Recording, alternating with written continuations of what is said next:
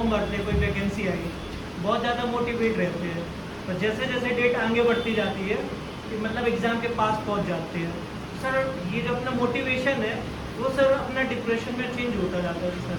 इसको कैसे सर अपने आप को मोटिवेट रखते हैं इस टाइम पे एग्ज़ाम टाइम?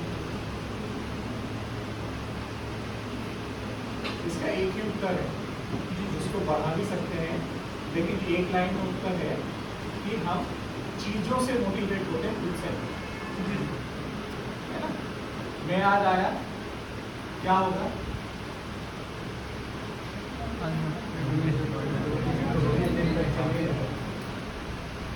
थोड़ा बहुत तो मोटिवेट हुए होंगे ना। आज जाके कोशिश करेंगे अच्छा करें, कल भी हो सकता है इससे अच्छा करें, है ना। आज आप में से कम 2-4 बच्चे तो ऐसे होंगे जो अपनी कमियां लिखेंगे, उन पे वर्क भी करना शुरू करेंगे, है ना। लेकिन धीरे से क्या होगा कि आप ये देखोगे कि ये मेरी कमी है, मैंने लिखी, इस पे मैंने वर्क करना शुरू किया, वो भी हुआ, लेकिन हुआ क्या कि ये इस कमी को मैं दूर नहीं कर पा रहा। अब मोटिवेशन तो था, लेकिन वो धीरे धीरे क्या हुआ, कम हो गया, है ना। फिर आपने कोई दूसरी चीज ले ली, चलो छोड़ो इसको तो छोड़ते हैं, इस पर मेहनत करते हैं, इसको तो छोड़ते हैं, इस पर मेहनत करते हैं।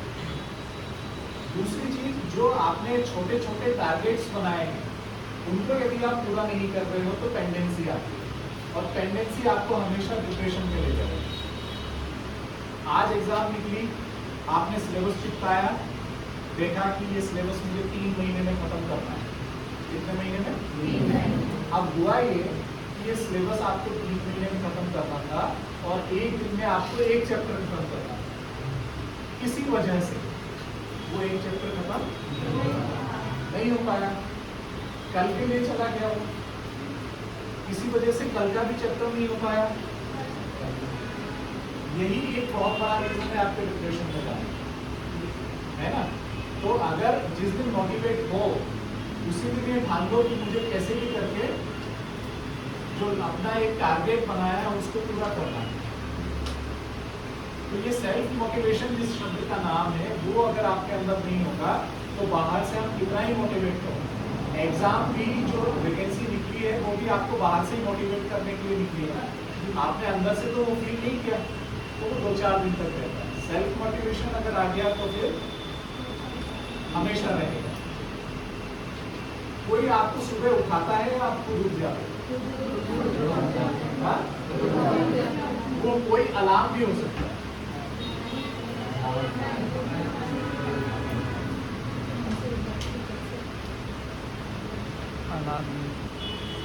ऐसा हो कि 5 बजे का अलार्म खड़ा हो और 4:55 पे ही आपकी नींद खुल जाए।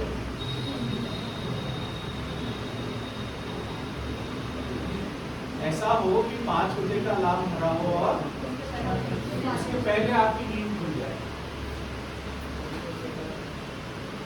तो आप सेल्फ मोटिवेटेड है ना।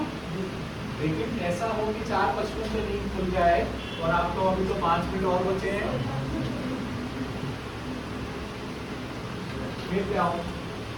फिर तो अलार्म भी बजेगा तो भी आपको सुनाई नहीं देगा, होगा ना ऐसा।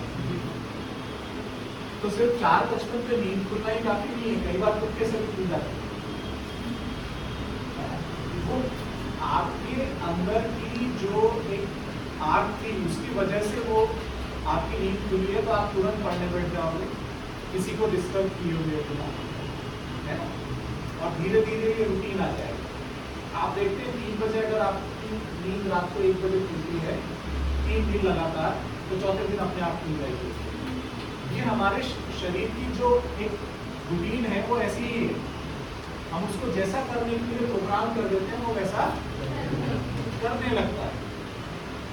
तो आपके लिए मेरा यही सुझाव है कि जब जब आपको लगे कि मेरा मोटिवेशन डाउन हो रहा है, तब तक आप ये क्रॉस चेक करो कि मैं अपने टारगेट्स पूरे नहीं कर पा रहा हूँ क्या, मुझे किसी चीज़ में दिक्कत आ रही है क्या, है ना, या ऐसी कोई चीज़ है जो मुझे डिस्ट्रैक्ट कर रही है क्या,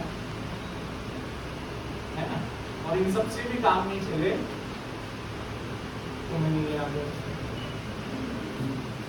है ना, मुझे सर से बता देना तो मैं आ जाऊँ। ठीक है, तो हम कुछ ना कुछ तो उसका हल निकालेंगे, ठीक है ना। और ऐसा नहीं है ये आपके साथ हो रहा है, सबके साथ हो रहा है, लेकिन अगर ये आपके साथ 10% हो रहा है तो अच्छी बात है, यही चीज 90% हो रही है तो फिर करते हैं, ठीक है। कितने प्रतिशत में है वो चीज है,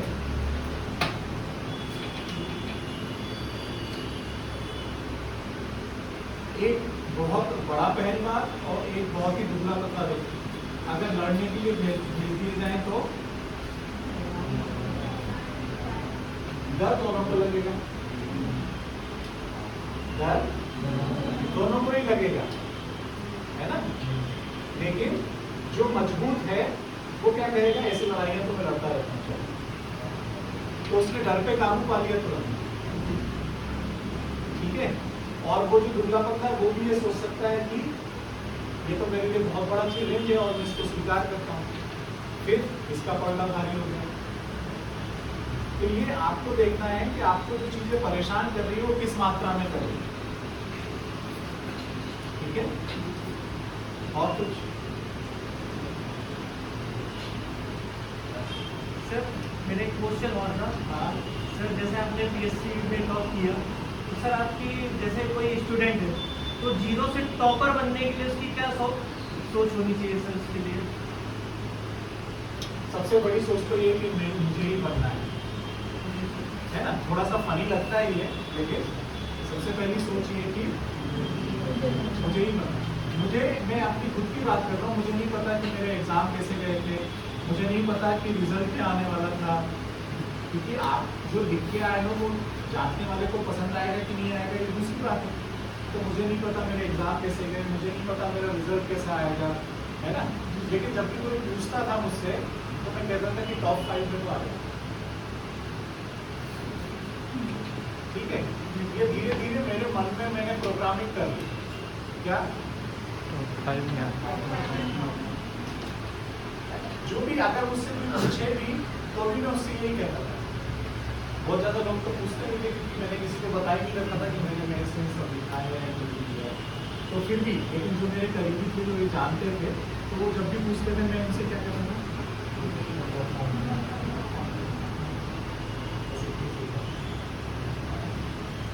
कभी कभी आप इस बात का विरोध कर सकते हैं कि सर तो आप ये भी कह सकते हैं टॉपर प्रोग्रामिंग यहाँ भी आड़े आ गई कि हाँ मैं और टॉपर, लेकिन फिर भी ओवरकम तो किया चीजों को, ठीक है। और ये देखो कि ये प्रोग्रामिंग को करेक्ट करने में कितना समय लगता है, वही आपका और आपकी सफलता के बीच का समय निश्चित है। तो ये बात है, मैं आपको अगर मैं टॉपर बनाऊं, है ना, आप यही पूछ रहे हो ना कि एक जीरो से शुरू करने वाला कैसे टॉपर बन सकता है ना, यही आपका प्रश्न है। तो जीरो से शुरू करने वाला ही टॉपर बनेगा, ये बात तो पक्की है, क्योंकि कोई भी आप एग्जाम दे रहे हैं उसका सिलेबस जो है वो तो जीरो से ही शुरू करना है आपको, है ना। परीक्षा की मांग क्या है, देखो मैं बार बार कहता हूँ, एक बार फिर से कहता हूँ, जब आपने 10th का एग्जाम दिया था, जब आपने 12th का एग्जाम दिया था, जब आपने ग्रेजुएशन का एग्जाम दिया था, हर बार एक जैसी तैयारी की थी? क्यों? सिलेबस अलग था, परीक्षा के पूछने जाने वाले प्रश्नों की प्रकृति अलग थी और आपके लिखने का तरीका भी अलग था। ऐसा क्यों हुआ? इसी तरह आपकी जो परीक्षा आपको क्लियर करनी है उसकी भी प्रकृति, उसका भी सिलेबस, उसमें भी तरीके, आपको सिर्फ इतना करना है कि जीरो से आपको शुरू तो करना है, लेकिन आपके जो पुराने तरीके हैं उनको इस एग्जाम के हिसाब से बदल देना। तो वास्तव में आप जीरो से शुरू नहीं कर रहे, कहीं ना कहीं वो चीज़ आपने पढ़ी हुई है। अगर आप मैथ्स पढ़ के आए हैं तो भी आपने पढ़ा हुआ है, अगर आप इतिहास पढ़ के आए हैं तो भी आपने पढ़ा हुआ है, अगर आप कॉमर्स पढ़ के आए हैं तो भी आपने पढ़ा हुआ है। तो कहीं ना कहीं वो चीज़ पढ़ी है, लेकिन इस एग्जाम के तरीके से नहीं पढ़ी, जो एग्जाम आप देने वाले हैं उसके तरीके से। अब ये तरीका बताएगा कौन? तो ये तरीका बताएगा आपका सिलेबस। तो इसीलिए सबसे पहली हमारी जिम्मेदारी जो है, हम जहाँ भी पढ़ाई कर रहे हैं वहाँ सामने की दीवार पे उस एग्जाम का सिलेबस लगा हुआ हो। उस सिलेबस में सबसे पहले हमको ये देखना चाहिए कि कौन सी ऐसी चीज है जो मुझे पहले से ही आती है ना।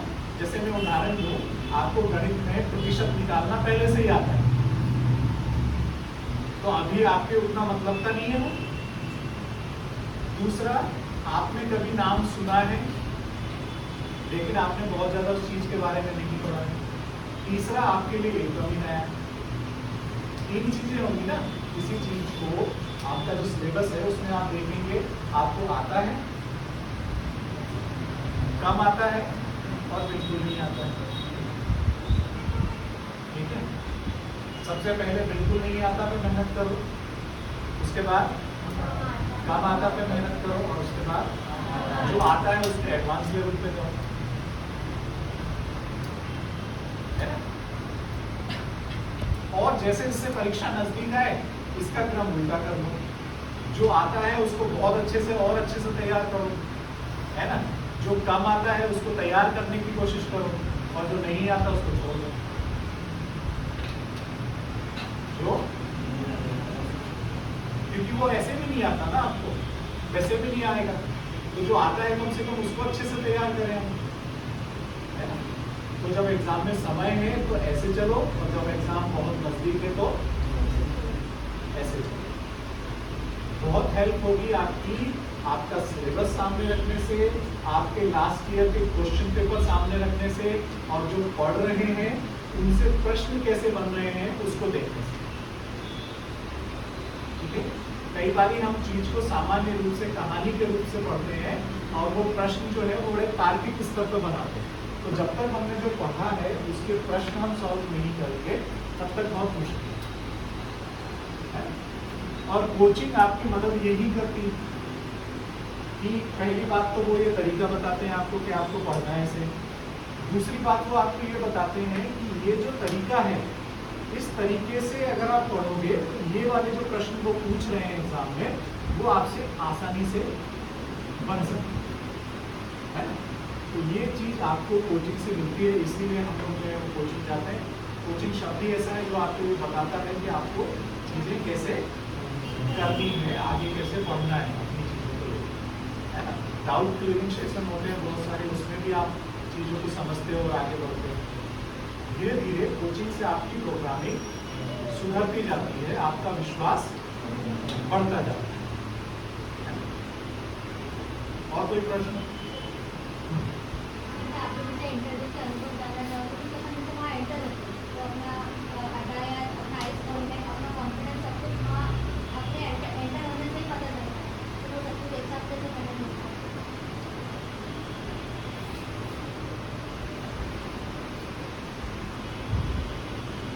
इसका भी उत्तर प्रोग्रामिंग ही है ना। आप कपड़े अच्छे पहन सकते हैं, है ना, लेकिन आप अपनी प्रोग्रामिंग बदल नहीं सकते। और इंटरव्यूअर जो होते हैं वो आपकी प्रोग्रामिंग को भांपने में 2 मिनट से भी ज़्यादा नहीं लगता।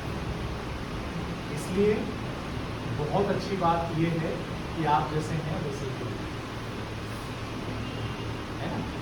अच्छे दिखें, अच्छा दिखना चाहिए उस दिन, है ना, लेकिन अच्छे दिखने के चक्कर में ऐसा ना हो कि आपको टाई बांधनी नहीं आती और अब उन्होंने कहा कि बेटा टाई बांधनी आती है, बांध के बताओ क्या होगा, मुश्किल में आओगे ना आप। तो ऐसे काम करना क्यों, और यदि करते हैं तो पहले सीख के जाओ। ठीक है, इंटरव्यू देने का सबसे अच्छा तरीका ये है कि आपको वो सारे प्रश्न नहीं आ सकते जो पूछे जाने वाले हैं, ये दिमाग में बिठा लो सबसे पहले, है ना। जो इंटरव्यू ले रहा है उसको भी आपके सामने अगर बिठा देंगे तो वो भी सारे प्रश्नों के उत्तर नहीं दे पाएंगे। दिक्कत ये है कि वो ले रहा है और आप इंटरव्यू दे रहे हैं, तो एक तो वो प्रेशर है। दूसरा ये कि इंटरव्यू को इंटरव्यू नहीं कहते, आपका पर्सनालिटी का चेक करना कहते हैं, है ना, कि आपकी पर्सनालिटी कैसी है, सिर्फ यही चेक वो करते हैं। आप दबाव में बिखर जाते हैं या दबाव में आप बहुत आगे बढ़ जाते हैं, है ना। हमारे डिपार्टमेंट में हमारे जो अधिकारी हैं अनुराग पाठक सर, उन्होंने एक पुस्तक लिखी द 12th फेल, पढ़ी आप लोगों ने? कोशिश करिए पढ़ने, है ना। एक IPS मनोज शर्मा जी हैं, अब तो वो बहुत बड़े पद पर हैं, उनकी वो कहानी है। बहुत ही ग्रामीण परिवेश से 12th फेल नाम ही है उसका, तो 12th में फेल भी हुए वो। उसके बाद जाके वो उन्होंने ठाना कि मुझे बनना है तो वो IPS बने। उनके इंटरव्यू के लिए एक किस्सा सुनाता हूँ, बड़ा मजेदार। इंटरव्यू चल रहा था, वो बड़े टेंशन में थे, उन्होंने पुस्तक में ऐसा लिखा हुआ है, बहुत टेंशन में थे, इंटरव्यू ठीक नहीं जा रहा था, ठीक है, और वो पूरी तरह हिंदी माध्यम से थे, अंग्रेजी उनको बहुत अच्छी नहीं आती थी। तो उनसे जब ये प्रश्न किया गया कि आपका चयन हम क्यों करें, आपको तो अंग्रेजी आती नहीं है और कल को यदि आप कलेक्टर बने तो आपको देश के विभिन्न हिस्सों में जाना होगा, साउथ में भी जाना पड़ सकता है, जहाँ इसके बिना काम नहीं चलेगा, है ना। समझ रहे हैं आप बात को? आपको पसीने पसीने, ये तो प्रश्न बहुत खतरनाक है, तो पसीने पसीने। इंटरव्यू जो लेते हैं वो आपको बहुत रिलैक्स करते हैं, है ना। तो उन्होंने कहा कि मनोज जी आप पानी पी लीजिए, रिलैक्स हो जाइए, आराम से लीजिए पानी। नहीं सर मैं पानी नहीं पीऊँगा, है ना, लीजिए पानी पी लीजिए। अच्छा सर आप ठीक है, आप कह रहे हैं पानी पी लीजिए, तो मैं स्टील के ग्लास में पानी पीऊँगा, इस कांच के ग्लास में पानी नहीं पीऊँगा, है ना। बड़ा बेतुका सा बात भी की नहीं थी, है ना। उन्होंने भी कहा ये कौन सी बात है, पानी तो पानी है, किसी भी ग्लास में पियो। इसी तरह सर व्यक्ति तो व्यक्ति है, आगे उनको कुछ कहने की जरूरत नहीं पड़ी और उनका सिलेक्शन हुआ, है ना। तो ये जो प्रेजेंस ऑफ माइंड निकला, ये किसी तैयारी से निकल सकता था? आप कितना भी पढ़ते जाते, पहली बात तो ऐसा क्वेश्चन आपके सामने आएगा, आपने नहीं सोचा था। दूसरी बात, उसी समय पानी का ग्लास आपको ऑफर किया जाएगा, आपने। तीसरा, उसी समय आपके दिमाग में ये विचार कौन रहेगा कि मैं इसका उत्तर, ठीक है। फिर भी हमें इंटरव्यू देते समय बहुत अच्छे सलीके से जाना चाहिए, सलीके से बात करना चाहिए, और जो नहीं आए उसमें हमको घबराना नहीं चाहिए। हमको बड़े आराम से सॉरी बोलना है। भले ही हमको 50 प्रश्नों में से 48 प्रश्न सॉरी बोल के निकालने, लेकिन जब 2 प्रश्नों के उत्तर हम दें तो वो बहुत ही सटीक है ना। और क्या हो अगर हम 48 प्रश्नों में उनको घुमाते रहे, सारी बात। तो हमको सॉरी बोलने के तरीके और सॉरी बोलने से जो हमारी पर्सनालिटी पे इफेक्ट आ रहा है, वो बाहर कैसा दिख रहा है, स्ट्रेसफुल दिख रहा है, कॉन्फिडेंट दिख रहा है, ओवर कॉन्फिडेंट दिख रहा है। कई लोग होते हैं ना सॉरी सर मुझे दिया, तो ये तरीका नहीं होता बात करने। पर्सनालिटी आपकी कैसी है उसी को वो चेक करते हैं, और वो चेक वो 2 से 5 मिनट में करते हैं। ये फालतू बातें हैं कि 25 मिनट मेरा इंटरव्यू चला तो मुझे ज़्यादा नंबर मिलेंगे, 5 मिनट मेरा इंटरव्यू चला तो, ठीक है। उनको जो चेक करना होता है वो 5 मिनट में तो वही करते हैं, और ठीक। चलो हो गया, और कुछ? हाँ, कांस्टेबल के एग्जाम के लिए लगभग 10 से 12 दिन लगते हैं। क्या? कांस्टेबल के एग्जाम के लिए लगभग 10 से 12 दिन लगते हैं। तो हाँ। अपने आप को और अच्छी तरह से तैयार कैसे किया? बस मैंने अभी आपको जो बताया ना, जो आता है उसको बहुत पढ़ो, जो कम आता है उस पर ध्यान दो, और जो नहीं आता उसको अब 10 से 12 दिन में इससे ज़्यादा हम कुछ नहीं कर सकते, है ना। और अपनी पढ़ाई का बड़ा हिस्सा पिछले साल के जो पेपर्स आए उनको सॉल्व करने में लगा, है ना, बजाय कुछ नया पढ़ती। अब नया पढ़ने का समय नहीं है, 10 दिन बहुत कम होते हैं एग्जाम में, है ना, नया पढ़ने का अब समय नहीं है। सिर्फ हमको क्या करना है, हमने जो पढ़ा है उसका रिवीजन रिवीजन रिवीजन, ठीक है। जब हम एक बात को बार बार बोलते हैं, दोहराते जाते हैं, तो वो बात हमारे दिमाग में बैठ जाती है। हमारा दिमाग भी कहता है हाँ बहुत हो गया, मुझे पता है कि तुम ये बात कर रहे हो, ठीक है। तो जितना रिवीजन हो सके उतना रिवीजन करो, और जितने क्वेश्चन पेपर लगा सके उतने क्वेश्चन पेपर सॉल्व करो। ऑब्जेक्टिव टाइप आएगा, है ना, तो जितने ऑब्जेक्टिव अभी 10, 12, 15 साल में पूछ लिए पुलिस के एग्जाम में, SI के एग्जाम में, जो भी आपके पास हो सोर्सेस, वो सारे सॉल्व करते चलो, है ना। एक बड़ा हिस्सा उसको दो, रिवीजन को एक हिस्सा, नए पढ़ने को सबसे कम हिस्सा। नया तभी पढ़ो जब उसमें करंट अफेयर्स पूछने की बात है ना, और वो भी किसी एग्जाम में करंट अफेयर्स जो है वो 1-1.5 महीने पहले का ही पूछा जाता है, उसके बाद का नहीं पूछा जाता। तो अगर आज एग्जाम है हमारी, तो अगर हमने अप्रैल मई तक का भी करंट अफेयर पढ़ा है तो इनफ है ना, ठीक है। तो क्या करोगे, तो यहाँ पर उसको निकालना जो आता है उसको और अच्छी तरह से तैयार करना है, दीदी से पेपर लगाना है, और जो 5 और दुनिया भूल जाएगी, है ना, क्या भूल जाओगे। सबसे बड़ी दुनिया तो मोबाइल में है, वो भूल नहीं है ना, छूना भी नहीं है मोबाइल में। तो ये देख लो कि बस फोन आया, उठाया, फोन रखा, है ना, इतना कर पाए तो बहुत अच्छा है। बन जाओगे, बहुत आराम से बन जाओगे, क्योंकि 10 दिन की पढ़ाई मायने नहीं रखती। पढ़ाई तो जो करनी थी वो कर लिया आपने, है ना, वो तो तय हो गया कि आपकी पढ़ाई से आपका सिलेक्शन होगा कि नहीं होगा। लेकिन ये 10 दिन में आपका जो विश्वास होगा वो आपको सिलेक्शन दिलाएगा। मेरे टीचर थे, वो यही कहा करते कि पढ़ाई एक माध्यम है आपकी सफलता का, है ना। सफलता आप तभी होते जब आपके अंदर विश्वास होता है कि आप सफल हैं, ठीक। और कुछ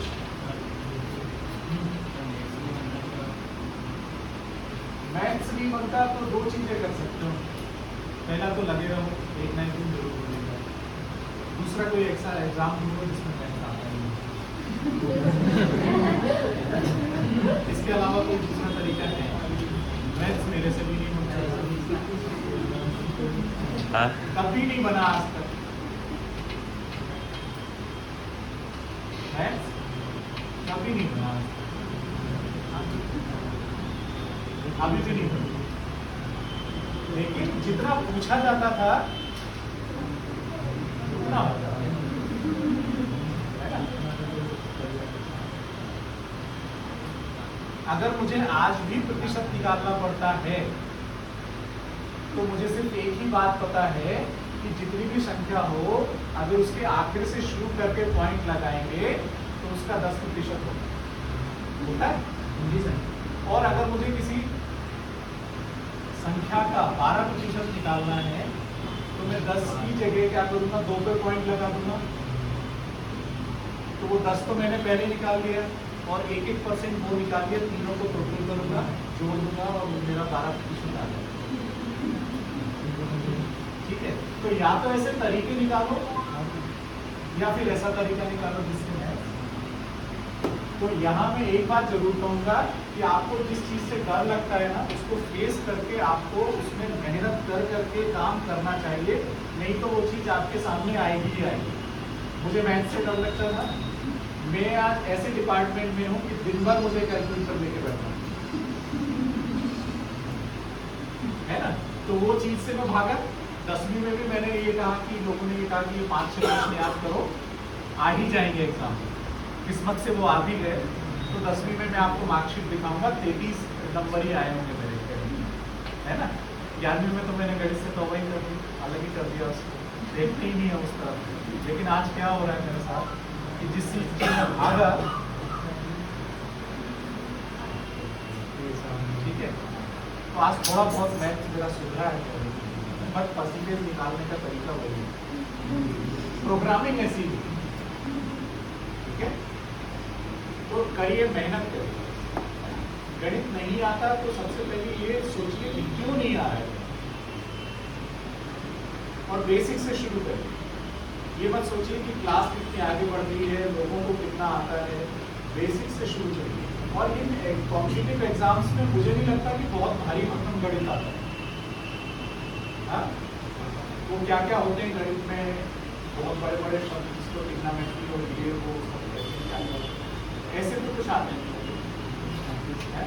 मेरे ख्याल से। देखो, प्रतिशत, औसत, इस तरह के कुछ चीजें आती हैं, नंबर सिस्टम है ना, हर एक में गुणा भागी आपको करना है, इससे ज्यादा कुछ नहीं करना है। ये छोटी छोटी चीजें हैं जो आप सीख सकते हो, ठीक है, और बड़ी चीजें सीखनी नहीं है। एक बहुत बड़ी चीज आती है प्रायिकता, है ना, तो उससे अगर 10 प्रश्न आ रहे हैं तो उसमें से 2 प्रायिकता के होंगे, छोड़ दो। गणित में जो बन सकता है वो करो, जो नहीं बन सकता उसको छोड़ो। ये देख लो कि जो बन सकता है उसका वेटेज कितना है और जो नहीं बन सकता उसका वेटेज कितना है,